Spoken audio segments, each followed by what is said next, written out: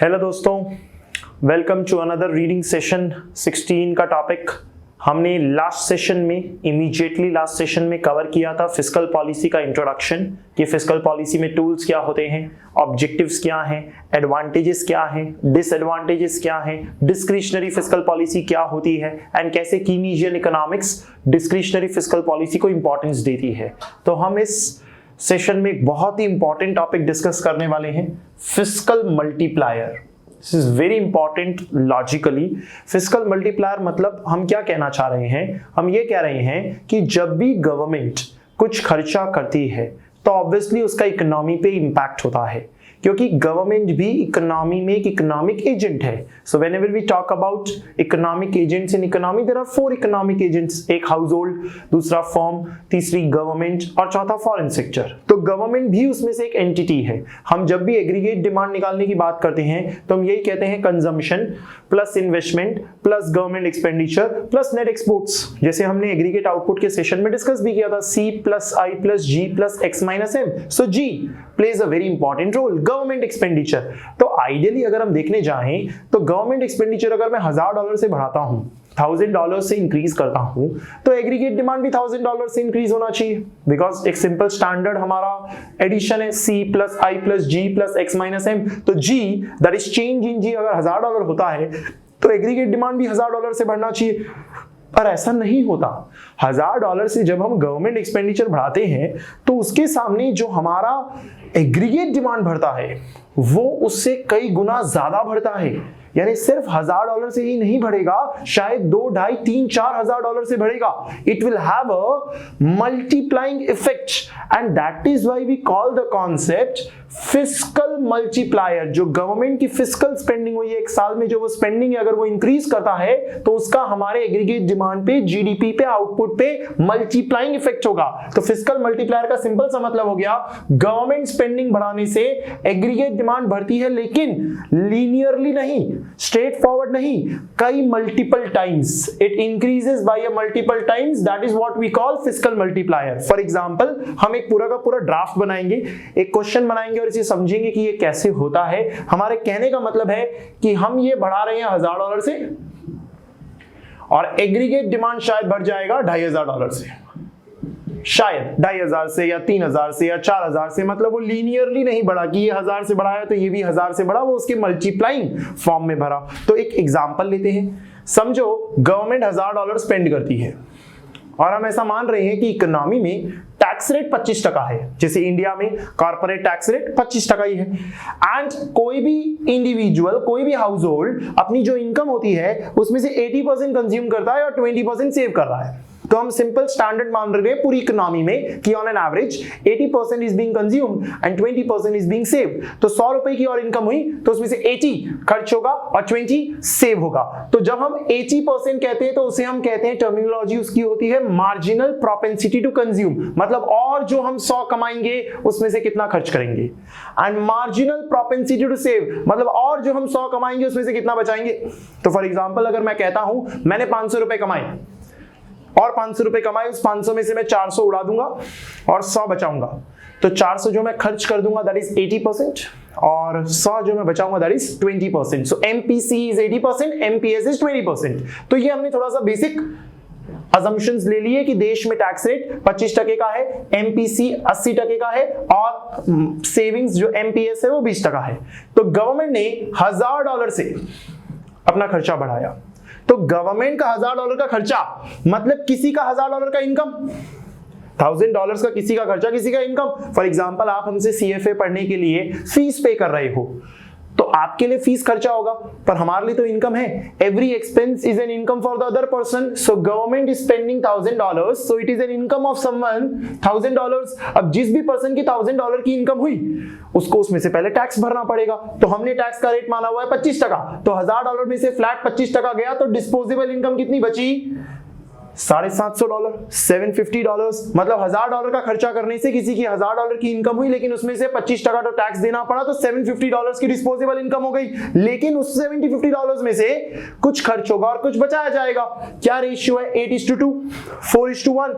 यानी 80% कंज्यूम किया तो $600 कंज्यूम होगा एंड 20% सेव किया तो $150 सेव होगा, यानी फिर से $600 इकोनॉमी में खर्च किया जाएगा। जो $600 खर्च किया गया वो भी तो किसी की इनकम होगी, तो $600 किसी की इनकम होगी $600 की, और किसी की इनकम होगी $600 की, तो वो पर्सन भी उसमें से पहले 25% टैक्स देगा, फिर उसमें से 80-20 करेगा, वो जो 80 करेगा उसमें से फिर से किसी पर्सन की इनकम होगी वो 25% टैक्स देगा। इस तरह से ये साइकिल चलती रहेगी और हमें ये दिखाई देगा कि सिर्फ $1000 के खर्चे से कई लेवल पे इनकम्स जनरेट हो रही है। इसी चीज को अगर हम एक सिंप्लीफाइड टेबल फॉर्मेट में देखें तो आपके लिए सिंपल यहाँ टेबल फॉर्मेट दिया हुआ है कि समझो शुरुआत में $1000 का गवर्नमेंट ने एक्सपेंडिचर किया, तो किसी की 1000 की इनकम हुई, change in wise, change in income, change in GS, government expenditure, उसमें से टैक्स दिए गए $250 के, क्योंकि 25% की टैक्स रेट थी।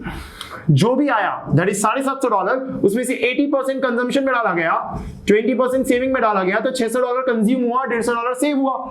$600 का जो कंजम्पशन हुआ वो किसी की इनकम हुई, तो $600 की इनकम हुई। जिस भी पर्सन की $600 की इनकम हुई उसमें से 25% वो टैक्स देगा, जो बच के आएगा उसमें से 80% कंज्यूम होगा और 20% सेव होगा। जो 80% कंज्यूम होगा वो फिर से किसी की इनकम होगी, जिसकी इनकम होगी वो उसमें से फिर से टैक्स देगा, कुछ कंजम्पशन होगा, कुछ सेविंग होगा, और ऐसे चलता रहेगा। इस तरह से सिर्फ 1000 का खर्चा था, लेकिन देश में national income, aggregate demand 1000 plus 600 plus 630 plus plus plus plus करके बढ़ता चला जाएगा।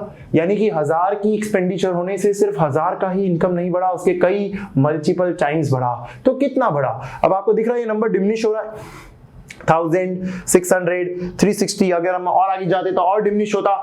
डिमिनिश एक रेशियो में हो रहा है, 1000 डिवाइड बाई, हमने 1000 से हम 600 पे आ गए हैं, इसका मतलब 1000 into 0.6, 600 into 0.6, 360 into 0.6। This is the common ratio जिसे हम R नाम दे देते हैं। अब अगर आपने क्वांटिटेटिव एप्टीट्यूड में अरिथमेटिक प्रोग्रेशन और ज्योमेट्रिक प्रोग्रेशन का चैप्टर पढ़ा है तो आपके लिए फॉर्मूला बड़ा लॉजिकल होगा। ज्योमेट्रिक प्रोग्रेशन क्या होता है? एक ऐसी सीरीज जिसके अंदर एक कॉमन रेशियो से बदलाव हो रहा होता है। अरिथमेटिक प्रोग्रेशन में कॉमन डिफरेंस से बदलाव हो रहा होता है। तो हम यहाँ देखेंगे तो इंटू 0.6 इंटू 0.6 इंटू 0.6 करके ये कम होता जा रहा है, तो हम इसकी सम टू इंफिनिटी कर सकते हैं। सम टू इंफिनिटी मतलब a upon 1 minus r, where a is the first term and r is the common ratio. तो हम सीधे इसको प्लेस कर देंगे अगर इसमें, तो फर्स्ट टर्म 1000 है जहां से शुरुआत हुई थी, एंड कॉमन रेशियो 0.6 है, 1 minus 0.6 that is 0.4, 1000 divide by 0.4 2500 जो हमने यहां पर लिखा था। यानी फॉर्मूला क्या बन जाता है हमारा मल्टीप्लायर निकालने का, 1 upon 1 minus MPC into 1 minus tax rate. यानी कि इसमें हम अगर MPC बोलते हैं 0.80 तो 1 माइनस टैक्स रेट करेंगे तो 0.75 हो जाएगा, एंड 0.8 इंटू 0.75 0.60 हो जाएगा, 1 माइनस 0.6 0.40 हो जाएगा, एंड 1 अपॉन 0.40 मल्टीप्लाई 2.50 हो जाएगा। जो 1000 का इनिशियल टर्म था तो 2.50 इंटू 1000 करके 2500 आया। मतलब फिस्कल मल्टीप्लायर का हमारा फॉर्मूला क्या डिराइव हो गया, 1 अपॉन 1 माइनस MPC जो पहले ही मल्टीप्लाई कर लोगे 1 माइनस टैक्स रेट से। तो यानी कि सब कुछ मल्टीप्लायर कितना बड़ा होगा वो डिपेंड MPC और टैक्स रेट पे करता है। अगर कंजम्पशन की रेट बढ़ेगी, जैसे कंजम्पशन की रेट हमने यहाँ पे 80% ली थी, वो 90 होती है, 100 होती है, तो जैसे जैसे कंजम्पशन की रेट बढ़ेगी उतना उतना मल्टीप्लाइंग इफेक्ट बढ़ाएगा। यानी higher the MPC higher is the multiplier, and tax ज्यादा होने की वजह से कंजम्पशन करने की क्षमता गिरती है, तो जितना कम टैक्स रेट होगा उतना ज्यादा मल्टीप्लायर होगा। यानी कि MPC और मल्टीप्लायर के बीच में जो रिलेशन है वो डायरेक्ट है, जबकि टैक्स रेट और मल्टीप्लायर के बीच में जो रिलेशन है वो इनवर्स है। ये हमारा पूरा कॉन्सेप्ट फिस्कल मल्टीप्लायर का हुआ। जस्ट टू क्विकली रिव्यू, हमने यहां पर क्या देखा, फिस्कल मल्टीप्लायर में हमने कॉन्सेप्चुअली ये देखा कि जब गवर्नमेंट खर्चा बढ़ाती है तो उसकी वजह से जो इनकम बढ़ती है वो मल्टीपल टाइम्स बढ़ती है किसी इकोनॉमी में। उसे समझने के लिए हमने सिंपल $1000 का खर्चा किया, उस $1000 का खर्चा किसी की इनकम हुई, जिसकी इनकम हुई उसने उसमें से पहले टैक्स भरा।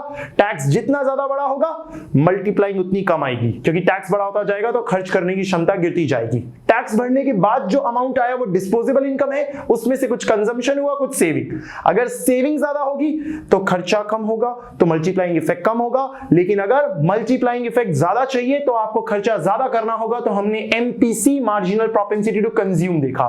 फिर उससे खर्चा हुआ तो किसी की इनकम हुई, उसने फिर से टैक्सेस दिए, उसमें से कुछ खर्चा हुआ और कुछ सेविंग हुई। तो यानी कि दो मेन फैक्टर्स है जिस पे ये डिपेंडेंट है, टैक्स रेट और एमपीसी। आप इसे एक और एंगल से भी देख सकते हो, एमपीएस। एमपीएस अगर गिरेगा तो ही मल्टीप्लायर बढ़ेगा, यानी कि एमपीसी और मल्टीप्लायर डायरेक्ट रिलेशन है, टैक्स रेट और मल्टीप्लायर इनवर्स रिलेशन है, एंड एमपीएस और मल्टीप्लायर इनवर्स रिलेशन है। ये तो होना ही है, बिकॉज एमपीसी और एमपीएस का खुद का इनवर्स रिलेशन है। एमपीसी बढ़ता है तो एमपीएस कम होता है, एमपीएस बढ़ता है तो एमपीसी कम होता है, क्योंकि इनकम के दो ही पोर्शंस हैं, एक कंजम्पशन या फिर एक savings after reducing taxes. So this was our simple concept of fiscal multiplier. There is nothing to remember. सिर्फ लॉजिक्स भी अगर आप ध्यान में रखोगे, जहां से हमने फॉर्मूला डिराइव किया, तो भी आसानी से आपको क्लियर हो जाएगा। ऐसे ही कुछ और कॉन्सेप्ट्स हम नेक्स्ट सेशंस में देखेंगे, जैसे कि बैलेंस्ड बजट मल्टीप्लायर, और उसे भी समझेंगे कि वो कैसे वर्क करता है। Till then, that's it in this session. Take care. Have a nice day.